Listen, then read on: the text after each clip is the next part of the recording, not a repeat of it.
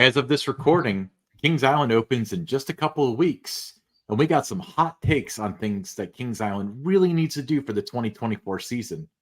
Hello, everybody. Alongside Don Helbig, I'm Ryan Sir, and this is Tower Topics.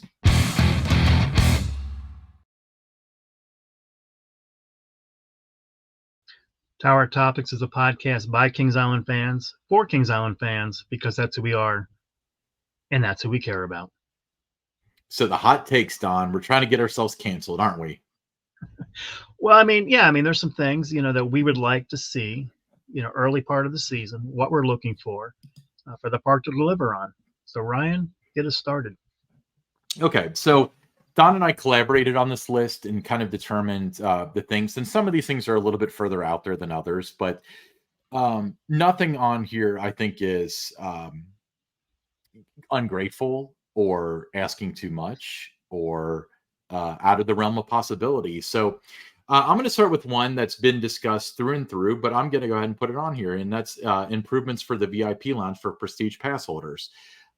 So everybody's seen the ones that are out there. So audio listeners, I got pictures of King's Dominions, which is a 2-floor VIP lounge, and it's got TVs, it's got hardwood floors, it's got decorations, it's got couches, it's all air conditioned, very beautiful facility. Then we got Kings Island's. Kings Island's got a lean-to that's between the dumpster and the restroom. I don't think that's the proper way to treat the people that spend the most on their season passes. And I think that improvements need to be made. In fact, I would go as far as saying that compared to the other facilities that are out there, especially at Knott's and King's Dominion, this is an insult. What do you think? Construction-wise and what they built, it looks nice, but not for what the purpose is and who it's for. Mm-hmm. I think at Kings Island, Cedar Point, when I was there last year, had a chance to experience their VIP lounge. It's a big tent area, but very, very nice, very comfortable. Lots of snacks, outstanding tap water. I'll add that, but just really well done. And you look at what Kings Dominion has done. There's a reason if you have a Kings Island Gold Pass why you would want to upgrade. Yes, to Prestige. And if you have like the drink plan, you can get drinks in their VIP lounge. You could do, you could spend just basically all day there, just relaxing and everything in that. So, it's just hats off to King's Dominion. It just looks outstanding. They put out a video on their social media channels about a week or so ago. You check that out, and they kind of do a walkthrough of it. But yeah, if I was a pass holder at King's Dominion and seeing what I saw in that video, I would be inclined to upgrade to Prestige just because it looks that nice and what it comes with. Kings Islands, you've got a long way to go for the Prestige pass holder to really have any value out of what they're, you get the park a little closer to the front gate. Outside of that, really where's the value there? Because the Prestige, the VIP lounge area, like I said, it looks nice, what they did with the construction of it, but not for what it's supposed to be for. Yeah, honestly, pulling this up again, if they came out with the Prestige pass, well, okay, let's say at Kings Island, they said, oh, new for 2024, we have a new VIP lounge, and, they put up the exact same photos as Kings Dominion, I would forgive all previous things, and I would be a Prestige pass holder. But we still have this. We still have our camping shelter, and it still smells like the dumpster, or conveniently located right next to the restroom. It is a slap in the face to your most loyal customers, and because of that, I will not be purchasing a Prestige pass. And anybody I encounter that asks about it, I will remind them that they're buying a $400 picnic shelter. So that's insane. But let me ask you this, Don.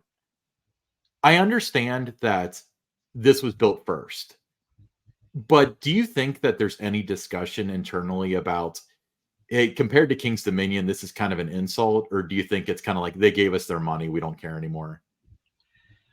Ryan, I really don't know what they're thinking about that. I know that the value isn't placed on the Prestige pass holders, making sure that more is done for them than the gold pass holders or the silver, pass holders now.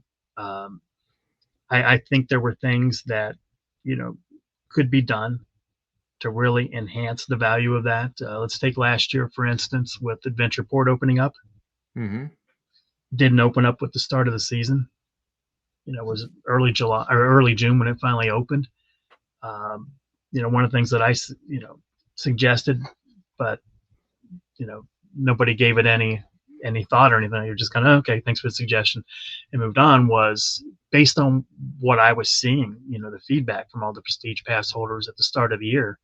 A lot of dissatisfaction with what they were getting in return. Hey, let's throw them a bone. Let's let them have first rides Right. on these 2 new attractions. Wouldn't have cost anything. That's not what happened there, as you know. So little things like that, I would make sure that you're doing little things for the Prestige Pass holder because they are paying more They are than anyone paying else, more. and I Right. would make sure that they get more than anyone else. Just parking a little bit closer to the front gate, and you get what the front of the line pass, whatever. That's not enough to put that over the top. Those other benefits, the VIP lounge, that was a big selling point. Was this VIP lounge, Right. and it's been in multiple different locations now, and it just has missed the mark wherever they've done it. So that's something that I think they really need to put a lot of attention to, and just make sure that uh, the Prestige Pass holders are getting a good value, because it's going to be one and done for a lot of Prestige Pass holders based on the experience that they had. I know you aren't renewing it. I know several other Yeah. people that have changed the pass that they've got. So yeah, I think they really need to put a lot of attention into the Prestige Pass holders, and that should start from day one. I completely agree. And the thing that I would encourage is that, there's it's very, very public as to a certain phrase about being adorable that comes up, that somebody that works full time in the industry says about the pass holders at Kings Island. And to that person, and I know you listen, um, I think that you should really rethink what you're doing, because if you think that issues that season pass holders bring up or people that spend $400 bring up are something to be discarded, then you're in the wrong industry. And Kings Island is a great park, and it's had many, many great people, and you're not worthy of being with on that same docket as the people that have held that position if that is what you think of its guest. Let's move on.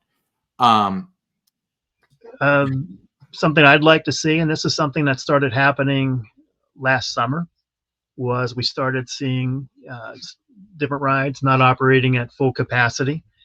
Let's take the Racer, for instance. Monday through Thursdays, starting midsummer last year, only one side was running. mm, That's a watered down experience for your guest. The name of the ride, Racer, means 2 going against each other. Operate it that way. Um, all the coaches on the train, look like a little mini train, having 2 or 3 coaches on it. Not all of them, uh, rides in the kids area, Planet Snoopy. yeah. They were kind of on a rotation. Hmm. Some of them opened later than others and would close. Same thing in Soak City Water Park. Not everything was open. So I would like to see operations back to running full capacity. That's a hot take for me. And I think that needs to start again, day one. And, the guests are paying more than ever for the full experience. Let's make sure they get the full experience. Yeah, you got to give them a reason to get out of the lean-to with the tap water, and if the rides are closed, then that's not the way to do it. But yeah, I agree. And I think that the racer thing obviously is very personal for you, but the whole thing of like closing half of Planet Snoopy at 9, and don't call it staffing, that's a freaking lie, because you guys were not hiring because you're on a waiting list earlier in the season. It was a budget thing. If anybody tells you otherwise, call them a liar, because that's what they are. Uh, so I can't tell you how many people came up and told me, like, can you believe they're doing that? It's so disappointing. We get here at like 4 o'clock or 5 o'clock after I get off work, and little Billy or whatever only gets to ride for 2 hours because they want to shut the stuff down to save a few bucks. I think that if you're gonna take away rides that are part of the package that somebody bought, then everybody should get a discount that day. If 3 or 4 rides in Planet Snoopy are closed and it's like 15% of Planet Snoopy, then all the food in Planet Snoopy should be 15% off. Let's make it fair. That'll make you Yeah. rethink it. Now, I will say this is not something that Kings Island's management uh, really likes to do, in terms Oh of no, no, no, no, no, having a no. watered down product. So it's coming from above the park. So, I don't want to point the finger at Kings Island, No. but you got to find a way to make sure that, if you're paying for a ticket online or you're buying a season pass, you expect the full experience, when you go to the park, and, find another way, to, um, you know, reduce some of the full-time staffing if you have to, where you got overhead or something. Don't take it out on the guests by cutting down on what they can experience, in the park. I agree. And again, none of this is a shot at Kings Island management. I'm saying in general, like if in Sandusky or in a few months, Charlotte, if they're looking like, hey, we can save some money, let's close a bunch of the kids rides simultaneously while trying to win back the golden ticket in the best kids area. Ironically, that's going to go well if this continues. You have to think about that, and I think you'd get more flack about closing the racer or the backlot stunt coaster or something. That would be a little bit more in your face. But the kids rides, it really affects people because with the different height variations and stuff, kids can only do certain things. They're either too short or it's kind of like they're finally tall enough, so they want to ride this ride over and over again. And if you're closing that an hour early just to save a few bucks, what are we doing? Yeah, so that's one of my hot takes is, from day one, I'd like to see everything running full capacity with all the rides, because that's what guests expect when they come to a major theme park like Kings Island, that it is running, full capacity with the attractions. So that's what you want to see. Yep, I'm on board with it. So let's go on to the next one. Let's get the culinary experience back on track. So they hired a new executive chef, Joseph Perez, last year, and I think that I don't know Joseph Perez. I'm sure he's a nice guy. I'm sure he's a talented guy, but I can't tell you a single person that thinks that the culinary experience in 2023 was better than 2022 or 2021 for that matter. The quality dropped, the service dropped, the portions were very inconsistent. And then this is the thing that really kind of bothers me too. You have King's Dominion and places like that, which have really elevated their experience. We got shrimp and steak and stuff. And Kings Island's doing a photo shoot. Like this is what they tweeted out or put on. I got this from social media somewhere.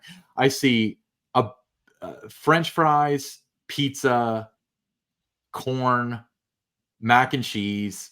It's like the other parks get steak, and the guy before you, Chef Major, elevated it, and it went from like a 6 to an 11 in the course of a season, and it went from an 11 to a 5 in the last year. So, I get that things were new, there were new people and stuff. Statute of limitations over. We need to elevate that experience up to at least what it was in 2022, because people are noticing and people aren't terribly happy about it. So Yeah, that was one of the things that I noticed as I started, reading a lot more things last summer, after leaving the park, had more time to look through not just the basic, uh, Facebook, group comments or KI Central, but just looking at other places out there that talk about Kings Island. Reddit's another place where there's a lot of conversation going on there that people don't even, think to look a lot of times. And a lot of comments about, the culinary experience and how it had kind of taken steps back. They had come a long, long way under Chef Major. Can you believe how far they came and how far they've fallen? To the point to where they were starting to get in that conversation, when people would talk, about which park has the best food in the industry. Kings Island was starting to get in that conversation. Now they still weren't, going to be in that top 3, 4, 5 yet. But they were certainly, getting into that top 10, conversation where, 10 years ago, it wasn't even the top 30. It was never mentioned. It never came up. Except for the locals would say, "I love La Rosa's pizza there." That's about it. But in terms of the travelers, those who go to a lot of parks, it had come leaps and bounds, and people were excited about the food. They were leaving the park, and you know, where before they would talk about that ride on the Beast or the ride on Orion or Diamondback on their way home. Now they were talking about that burger they had at Jukebox Diner, or Oh, the they're brew still house. talking about that burger they had at Jukebox Diner Well, on yeah, the way home. but like the brew house, and they were just talking about how good the food was. That was part of the conversation on your way home with your friends and family, was that meal you had, and people looked forward to the dining experience. And that's one of my hot takes, yours too, for this season at the start of the year. We'd like to see that culinary experience elevated, and get it back on track, and get back on that conversation for best food in the industry. You Yeah, got the I mean, talent to do. You got the talent to do it. So let's do it. I think so too, and I think that like the personnel with the food. I don't know many of the food full timers and managers and stuff, but I encounter the food associates a lot, and they're still like very genuine and very nice. That's still like way above where it was a Oh yeah. couple years ago, and I still stand by them. I think they've got some of the worst jobs in the park, and I think they do it with a smile. And if you're listening and you work in food, thank you. You do a great job. But when they opened Grain and Grill at Kings Island, I had the Grain and Grill at Kings Dominion, and it was some of the best food I ever had. They opened it at Kings Island, and they opened with this incredibly limited menu, and the food was like people were getting like undercooked food. Okay, new stuff. It's a new restaurant, whatever. And then from there, they limit the menu even more. They had 3 different options for bread, and then it was just like, Yeah. oh, it's cheaper just to make naan. Let's just have naan instead of the other stuff. And it's like, well, they're still making all the other stuff at King's Dominion, and and the Grand Pavilion at Cedar Point. Everybody else has continued to elevate over the past couple years. Kings Island has definitely fallen over the past couple years. All the pieces are in order. It's time to fix it. I want to have another episode toward the end of the year where we talk about how they absolutely accomplished this. Yeah, so that's something that you and I want to see from day one, is we want to see that culinary experience back on track. Absolutely. Next up, Camp Snoopy. We know it's not going to open with the park, but something that I'd like to see is a little transparency about when it's going to open. I know last year with Ventureport did not open with the park. There were, different things that would be put out there about why it wasn't open yet, supply chain issues, those kind of things. But it was kind of a surprise. There wasn't any real advance notice when it was going to open. And I'd like to see something with Camp Snoopy. I mean, this is a major, major, new thing coming to the park. The kids area has always been really, really good at Kings Island, award winning, for a number of years in a row, won the golden ticket. The kids area is never going to be better than what it's going to be after the Camp Snoopy expansion, opens. But what I'd like to see is some transparency, and just kind of put a range out there on people's calendar, saying late spring. Okay, is that May 15th? Is that June 15th? Because technically June 15th is still spring. So just a little transparency about when guests can expect it to be open. It's, you might be afraid, oh, it's going to delay visits if we say this date or something. Just come out, be transparent, say when it's going to open, put a date on the calendar, and let guests look forward to it. So when it does open, it's not a surprise and delight that day for the guests that are there. Oh, it's now open. Just be a little more clear about that than what happened last year with Ventureport, where it was a surprise to many. I had a number of pass holders that told me, oh, I wish I'd known it was going to open today. I would have taken off work. I would have liked to have been one of the first people to ride Soul Spin. Nobody knew. It just kind of that morning, it's on the news, it's open. Here we go. So just kind of a little bit further out, at least, maybe a 7 to 10 day notice that it's going to open. Just something like that for your guest. Yeah, I and not just Ventureport last year, but even Grain and Grill.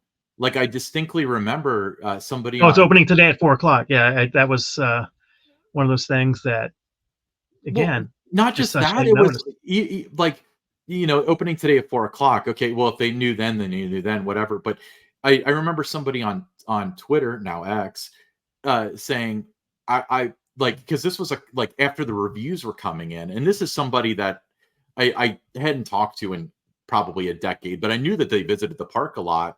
and people were like, "Oh, I like this. I didn't like this. Portions are too small at Grain and Grill, by the way." But like they were like, "I wish I knew this was open. I wanted to try it. Like if the park had announced it, that." But of course, there's radio silence from the park in so many matters that they open the thing at 4 o'clock. It's just on social. No bother to bring the media out for it. That was your gig, bringing the media out for food. Uh, Red's Hall of Fame Grill is a good example. Um, and it just leads to disappointment, and still riding on the back of Kings Island was a unique and quality culinary experience. You want to go there and be one of the first to try a restaurant. And this person honestly exposed disappointment that this was never announced. It quietly opened. It was a disservice to the guests, and I don't think it should be done again, but I feel like it will. Let's hope that it's different next year and we can do a correction on this and apologize to everybody that we've subtly called out for, and they did it all right this year. Okay. So the next one is improved communications about things such as policies and products. So we did a whole episode earlier, a couple weeks ago, about my story about a friend of mine calling me saying they're telling me I can't park at Knott's Berry Farm with the all park passport.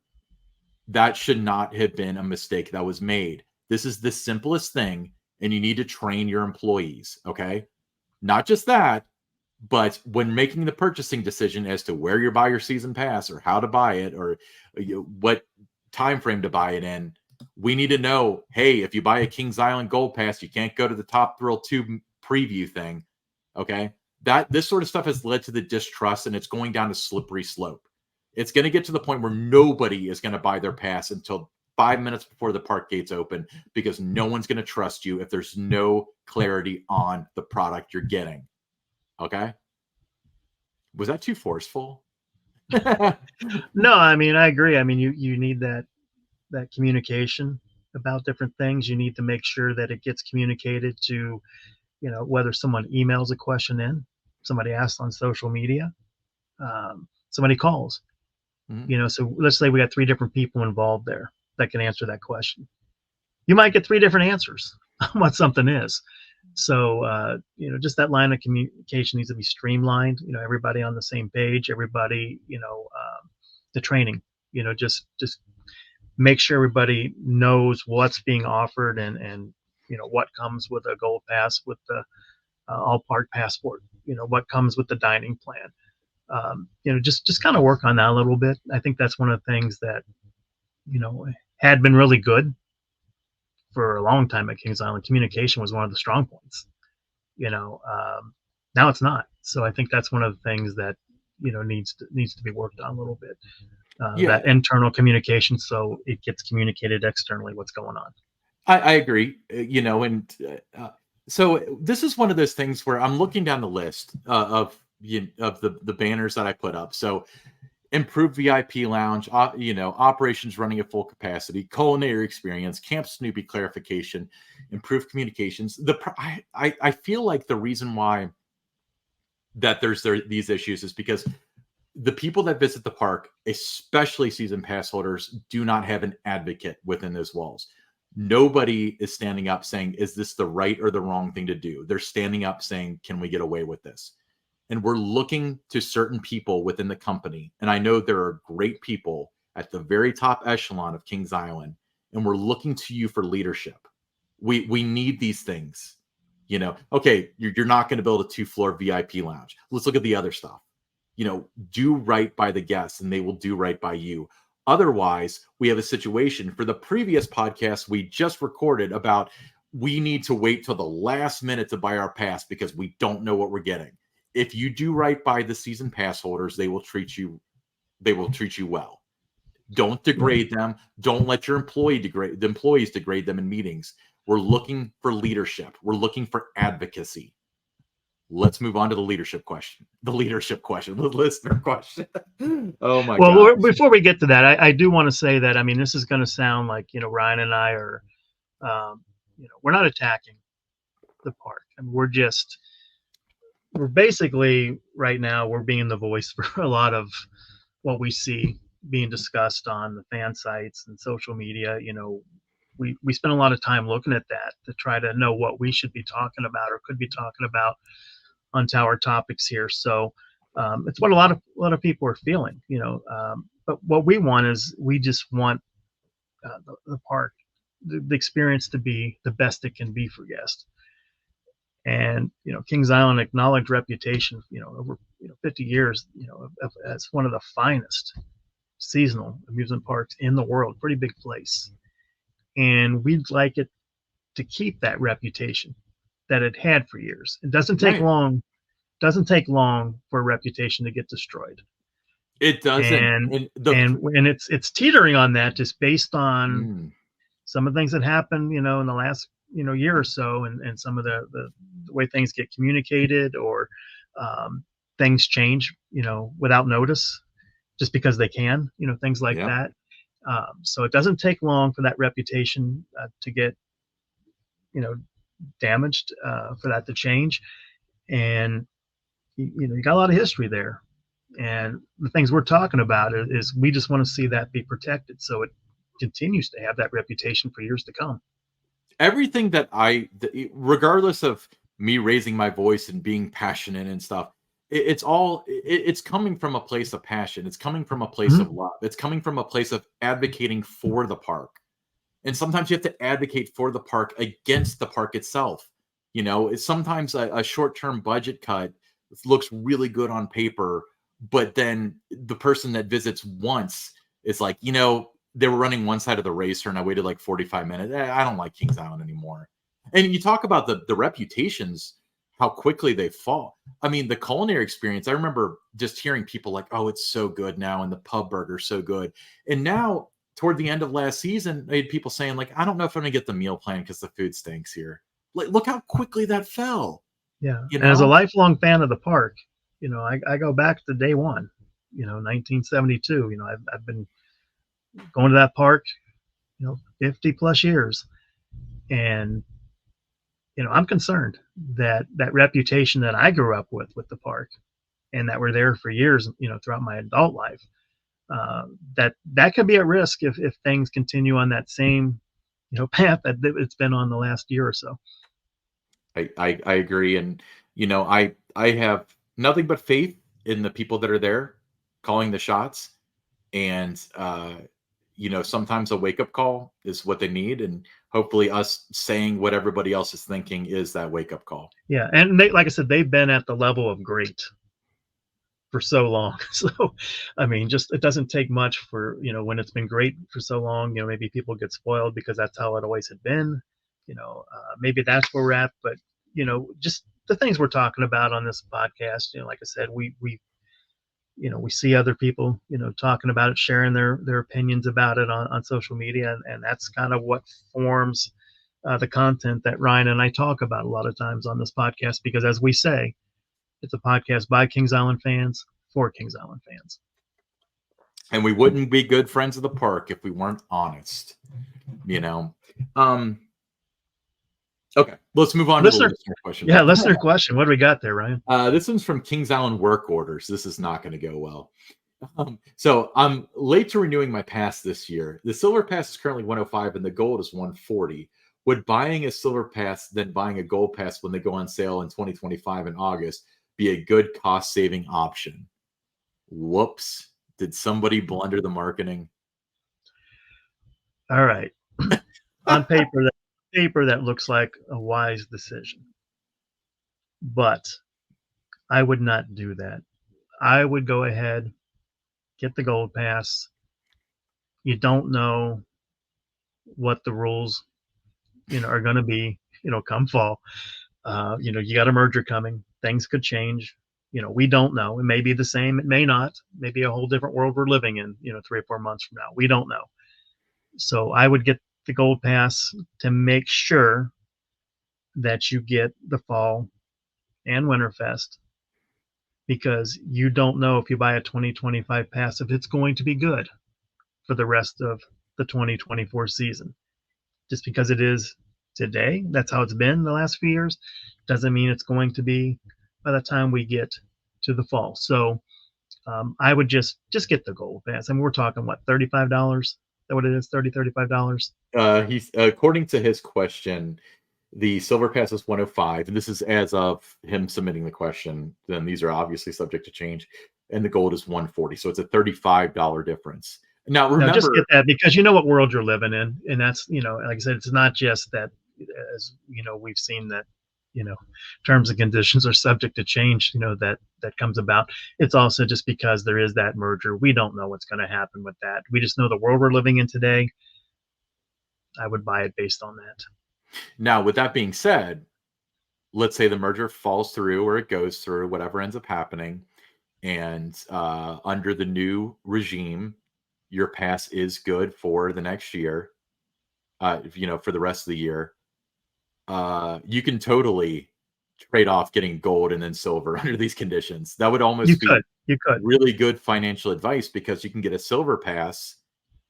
Like, let's say you got a gold pass 1 year, so it's good through the end of the year. Then you buy a silver pass, so you're saving yourself 30 some dollars. Now you don't get early entry into the park, so the ride rotations that they have for their early ride times. If you don't get that, and you don't get early Soak City entry, so if that's important to you, it's off the table because you have to have gold or above for that. But with that being said, it is very sound where you buy gold 1 year and then you buy silver the other year.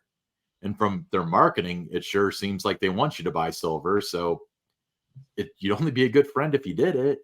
But yeah, it's a good point. I don't know what the pricing is upon launch. Does silver launch with the rest of the passes, or does that come after the gold pass, like the initial raise? I'm not really sure.